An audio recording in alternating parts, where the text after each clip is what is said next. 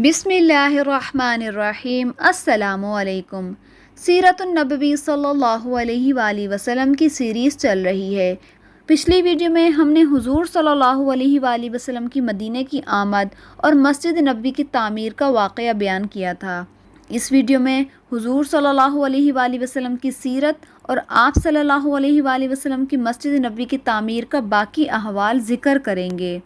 حضور صلی اللہ علیہ وآلہ وسلم نے اپنے دست مبارک سے مسجد نبوی کی پہلی اینٹ رکھی، پھر حضرت ابوبکر صدیق کو حکم دیا کہ وہ دوسری اینٹ رکھیں۔ انہوں نے آپ کی لگائی ہوئی اینٹ کے برابر دوسری اینٹ رکھی، پھر حضرت عمر رضی اللہ تعالیٰ عنہ کو بلایا گیا، انہوں نے صدیق اکبر کی اینٹ کے برابر تیسری اینٹ رکھی، پھر آپ صلی اللہ علیہ وآلہ وسلم نے حضرت عثمان کو بلایا، انہوں نے حضرت عمر کی اینٹ کے برابر چوتھی اینٹ رکھی۔ ساتھ ہی آپ صلی اللہ علیہ وآلہ وسلم نے ارشاد فرمایا کہ میرے بعد یہی خلیفہ ہوں گے۔ پھر حضور صلی اللہ علیہ وآلہ وسلم نے عام مسلمانوں کو حکم دیا کہ اب پتھر لگانا شروع کر دیں۔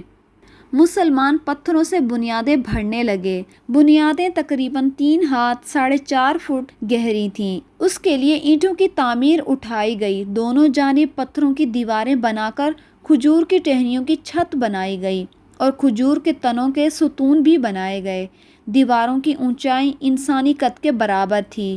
ان حالات میں کچھ انصاری مسلمانوں نے کچھ مال جمع کیا، وہ مال آپ صلی اللہ علیہ وآلہ وسلم کے پاس لائے اور عرض کیا، اللہ کے رسول، اس مال سے مسجد بنائیے اور ان کو آراستہ کیجیے، ہم کب تک چھپرے کے نیچے نماز پڑھیں گے؟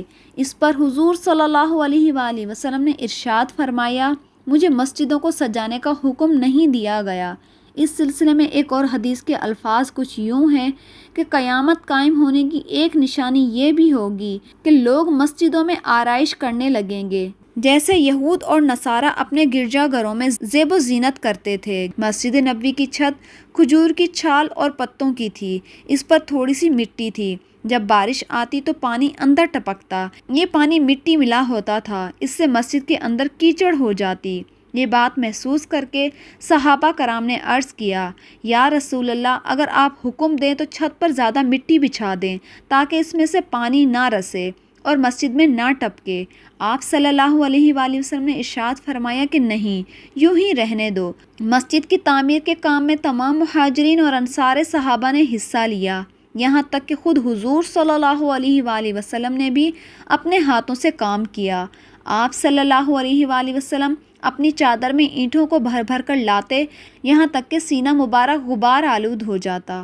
صحابہ کرام نے آپ صلی اللہ علیہ وآلہ وسلم کو اینٹیں اٹھاتے ہوئے دیکھا تو وہ اور زیادہ اینٹیں اٹھانے لگ جاتے۔ یہاں اینٹوں سے مراد پتھر ہیں۔ ایک موقع پر آپ صلی اللہ علیہ وآلہ وسلم نے دیکھا باقی صحابہ تو ایک ایک پتھر اٹھا کر لا رہے ہیں اور حضرت عمار بن یاسر 2 پتھر اٹھا کر لا رہے تھے، تو ان سے پوچھا، عمار، تم بھی اپنے ساتھیوں کی طرح ایک پتھر کیوں نہیں لاتے؟ انہوں نے عرض کیا، اس لیے کہ میں اللہ تعالیٰ سے زیادہ اجر و ثواب چاہتا ہوں۔ حضرت عثمان بن مظعون بہت نفیس اور صفائی پسند تھے، وہ بھی مسجد کی تعمیر کے لیے پتھر ڈھونڈ رہے تھے۔ پتھر اٹھا کر چلتے تو ان کو اپنے کپڑوں سے دور رکھتے تاکہ کپڑے خراب نہ ہوں، اور اگر مٹی لگ جاتی تو فوراً جھٹکی سے اس کو جھاڑنے لگ جاتے۔ دوسرے صحابہ دیکھ کر مسکرا دیتے۔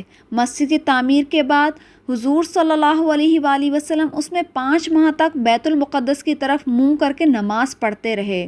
اس کے بعد اللہ تعالیٰ کے حکم سے قبلے کا رخ بیت اللہ کی طرف ہو گیا۔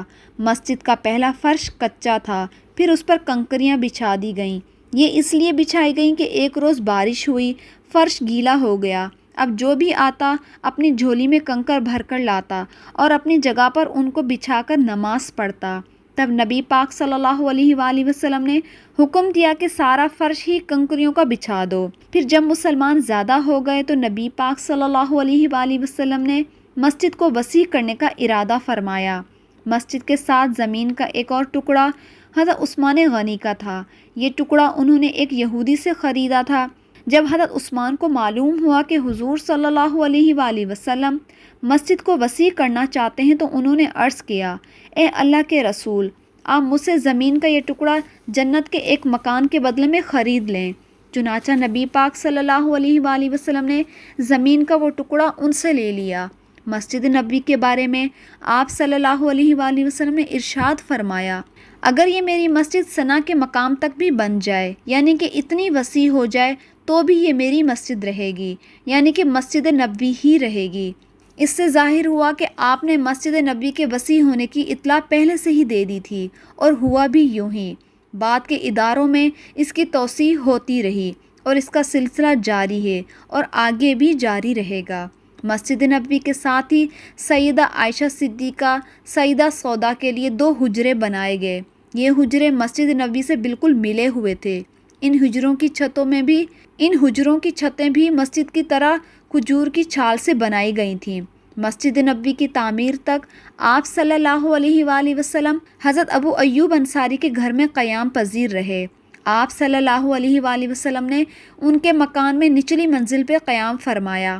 حضرت ابو ایوب انصاری اور ان کی بیوی نے آپ صلی اللہ علیہ وآلہ وسلم سے درخواست کی تھی، حضور آپ اوپر والی منزل میں قیام فرمائیں۔ اس پر آپ صلی اللہ علیہ وآلہ وسلم نے جواب فرمایا، مجھے نیچے ہی رہنے دیں، کیونکہ لوگ مجھ سے ملنے کے لیے آئیں گے، اسی میں سہولت رہے گی۔ حضرت ابو ایوب انصاری فرماتے ہیں، ایک رات ہمارے پانی کا گھڑا ٹوٹ گیا، ہم گھبرا گئے کہ پانی نیچے نہ ٹپکنے لگ جائے اور آپ صلی اللہ علیہ وآلہ وسلم کو پریشانی نہ ہو، تو ہم نے فوراً اس پانی کو اپنے لحاف میں جذب کرنا شروع کر دیا۔ ہمارے پاس وہ ایک ہی لحاف تھا اور دن سردی کے تھے۔ اس کے بعد حضرت ابو ایوب انصاری نے پھر حضور صلی اللہ علیہ وآلہ وسلم سے اوپر والی منزل پر قیام کرنے کی درخواست کی۔ حضور صلی اللہ علیہ وآلہ وسلم نے ان کی بات مان لی۔ ان کے گھر کے قیام کے دوران آپ صلی اللہ علیہ وآلہ وسلم کے لیے کھانا حضرت اسد بن زرع اور حضرت سعید بن عبادہ کے گھر سے آتا تھا۔ اس تعمیر سے فارغ ہونے کے بعد حضور صلی اللہ علیہ وآلہ وسلم نے حضرت زید بن حارث اور حضرت زید بن رافع کو مکہ بھیجا تاکہ حضور صلی اللہ علیہ وآلہ وسلم کے گھر والوں کو لے کر آئیں۔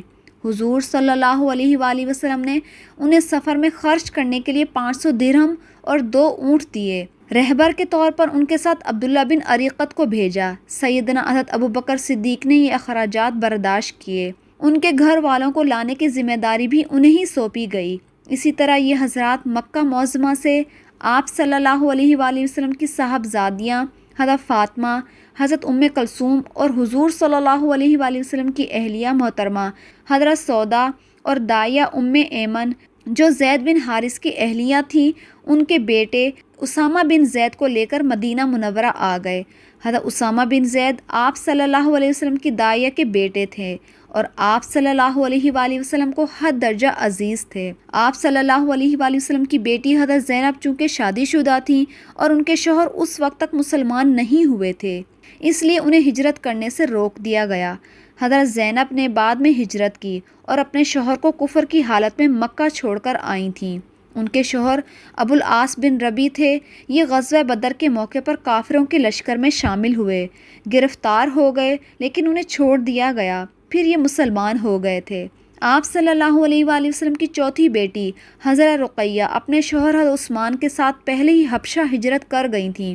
یہ بعد میں حبشہ سے مدینہ پہنچ گئیں۔ حضرت ابو بکر کے گھر والے بھی ساتھ ہی مدینہ منورہ آ گئے۔ ان میں ان کی زوجہ محترمہ حضرت رومان، حضرت عائشہ صدیقہ اور ان کی بہن حضرت اسما شامل تھیں۔ حضرت ابو بکر کے بیٹے حضرت عبداللہ بھی ساتھ آئے۔ حضرت ابو بکر کی زوجہ حضرت رومان کے بارے میں نبی پاک صلی اللہ علیہ وآلہ وسلم نے فرمایا تھا، جس شخص کو جنت کی حوروں میں سے کوئی حور دیکھنے کی خواہش ہو وہ رومان کو دیکھ لے۔ ہجرت کے اس سفر میں حضرت اسما کو مدینہ منورہ پہنچنے سے پہلے قباء میں ٹھہرنا پڑا۔ ان کے ہاں حضرت عبداللہ بن زبیر پیدا ہوئے۔ بچے کی پیدائش کے بعد مدینہ پہنچیں اور اپنا بچہ آپ صلی اللہ علیہ وآلہ وسلم کی گود میں برکت حاصل کرنے کے لیے پیش کیا۔ یہ ہجرت کے بعد مہاجرین کے ہاں پہلا بچہ پیدا ہوا تھا۔ ان کی پیدائش پر مسلمانوں کو بے حد خوشی ہوئی، کیونکہ کفار نے مشہور کر دیا تھا کہ جب سے رسول صلی اللہ علیہ وآلہ وسلم اور مہاجرین مدینہ آئے ہیں ان کے ہاں کوئی اولاد نرینہ نہیں ہوئی، کیونکہ ہم نے ان پر جادو کر دیا ہے۔ حضرت عبداللہ بن زبیر کی پیدائش پر ان لوگوں کی یہ بات غلط ثابت ہو گئی، اس لیے مسلمان بہت خوش ہوئے۔ مسجد نبوی کی تعمیر مکمل ہو گئی تو رات کے وقت اس میں روشنی کا مسئلہ سامنے آیا۔ اس کی غرض کے لیے پہلی پہل کھجور کی شاخیں جلائی گئیں۔ پھر حضرت تمیم الداری مدینہ منورہ آئے تو وہ اپنے ساتھ قندیلیں، رسیاں اور زیتون کا تیل لے کر آئے۔ حضرت تمیم داری نے یہ قندیلیں مسجد میں لٹکا دیں، پھر رات کے وقت ان کو جلا دیا۔ یہ دیکھ کر حضور صلی اللہ علیہ وآلہ وسلم نے فرمایا، ہماری مسجدیں روشن ہو گئیں، اللہ تعالیٰ تمہارے لیے بھی روشنی کا سامان فرمائے۔ اللہ کی قسم، اگر میری کوئی بیٹی ہوتی تو میں اس کی شادی تم سے کر دیتا۔ بعض روایت میں سب سے پہلے حضرت عمر فاروق رضی اللہ تعالیٰ عنہ نے مسجد میں قندیل جلائی تھی۔ مسجد نبوی کی تعمیر کے ساتھ آپ صلی اللہ علیہ وآلہ وسلم نے 2 حجرے اپنی بیویوں کے لیے بنوائے، باقی حجرے ضرورت کے مطابق بنوائے گئے۔ ان میں سے ایک حجرہ سیدہ عائشہ صدیقہ کا تھا اور دوسرا حضرت سودا کا۔ مدینہ منورہ میں وہ زمین جو کسی کی ملکیت نہیں تھی، اس پر آپ صلی اللہ علیہ وآلہ وسلم نے مہاجرین کے لیے نشان لگا دیے، یعنی کہ زمینیں ان میں تقسیم کر دیں۔ کچھ زمینیں آپ کو انصاری حضرات نے ہدیہ کی تھیں، آپ صلی اللہ علیہ وآلہ وسلم نے ان کو بھی تقسیم فرما دیا اور ان جگہوں پر ان مسلمانوں کو بسایا جو پہلے قباء میں ٹھہر گئے تھے، لیکن بعد میں جب انہوں نے دیکھا کہ قباء میں جگہ نہیں ہے تو وہ بھی مدینہ چلے آئے تھے۔ آپ صلی اللہ علیہ وآلہ وسلم نے اپنی بیویوں کے لیے جو حجرے بنوائے وہ کچے تھے، کھجور کی شاخوں، پتوں اور چھال سے بنائے گئے تھے اور اس پر مٹی ڈالی گئی تھی۔ حضرت حسن بصری رحمۃ اللہ علیہ مشہور تابعی ہیں، اور یہ تو آپ کو پتہ ہی ہوگا کہ تابعی اسے کہتے ہیں جس نے کسی صحابی کو دیکھا ہو۔ وہ کہتے ہیں کہ جب میں چھوٹا تھا تو حضرت عثمان غنی رضی اللہ تعالیٰ عنہ کی خلافت کے دور میں ام المومنین کے حجروں میں جاتا تھا۔ ان کی چھتیں اس قدر نیچی تھیں کہ اس وقت اگرچہ میرا قد چھوٹا تھا لیکن میں ہاتھ سے چھتوں کو چھو لیا کرتا تھا۔ حضرت حسن بصری رحمۃ اللہ علیہ اس وقت پیدا ہوئے تھے جب حضرت عمر کی خلافت کو ابھی 2 سال باقی تھے۔ وہ نبی پاک صلی اللہ علیہ وآلہ وسلم کی زوجہ حضرت ام سلمہ کی باندی خیرہ کے بیٹے تھے۔ حضرت ام سلمہ انہیں صحابہ کرام کے پاس کسی کام سے بھیجا کرتی تھیں۔ صحابہ کرام انہیں برکت کی دعائیں دیا کرتے تھے۔ حضرت ام سلمہ انہیں حضرت عمر فاروق کے پاس لے گئی تھیں۔ حضرت عمر نے انہیں انہی الفاظ میں دعا دی تھی، اے اللہ انہیں دین کی سمجھ عطا فرما اور لوگوں کے لیے یہ پسندیدہ ہوں۔ مسجد نبوی کے چاروں طرف حضرت حارث بن نعمان کے مکان تھے۔ حضور صلی اللہ علیہ وآلہ وسلم نے اپنی حیات مبارکہ میں متعدد نکاح فرمائے جن میں دینی حکمتیں اور مصلحتیں تھیں۔